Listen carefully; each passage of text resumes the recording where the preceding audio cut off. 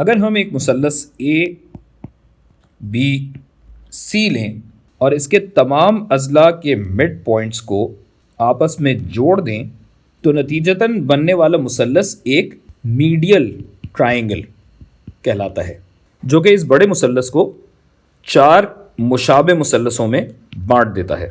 اس کو ہم نام دے دیتے ہیں DEF۔ اگر آپ غور کریں تو یہ تینوں اینگل ایک بڑے اور ایک چھوٹے مثلث میں مشترک ہیں، کامن ہیں۔ جیسے اس اینگل کو اگر دیکھیں تو یہ اس بڑے والے اور اس چھوٹے والے میں مشترک ہے، اور اسی طرح یہ تیسرا اینگل اس ٹرائنگل میں بھی مشترک ہے۔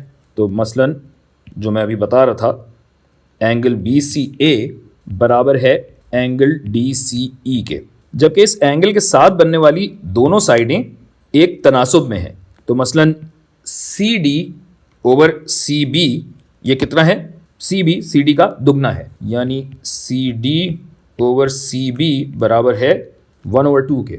اسی طرح CE اور CA بھی اسی تناسب میں ہیں، CE اوور CA، اور ایسا ان سارے مثلثوں میں ہو رہا ہے۔ یعنی ابھی تو ہم نے یہ والا اور یہ والا مثلث دیکھا تھا، اور جیسا کہ میں نے پہلے آپ کو بتایا تھا اسی طریقے سے سارے مثلثوں میں آپ دیکھیں گے تو یہ قدریں آپ کو مشترک نظر آئیں گی، یعنی یہ چاروں سائیڈ اینگل سائیڈ کرائٹیریا کے تحت مشابہ ہیں، سملر ہیں۔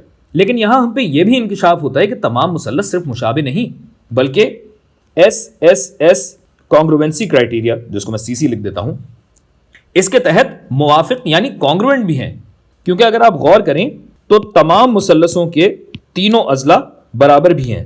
یعنی اگر میں مثلث CDE کو دیکھوں تو یہ DBF کے موافق ہے، کانگروینٹ ہے، یعنی CDE DBF کے موافق ہے۔ یہ سائڈ برابر ہے، یہ سائڈ تو برابر ہیں ہی، یہ سائڈیں بھی برابر ہیں، اور اسی طرح یہ موافق ہے مثلث EFA کے، EFA DBF کے موافق ہے، جو کہ CDE کے موافق ہے۔ جبکہ اگر یہ بیچ والے کو آپ دیکھیں تو وہ یہاں ایسے آئے گا کہ ان سب کے موافق ہے اس آرڈر میں۔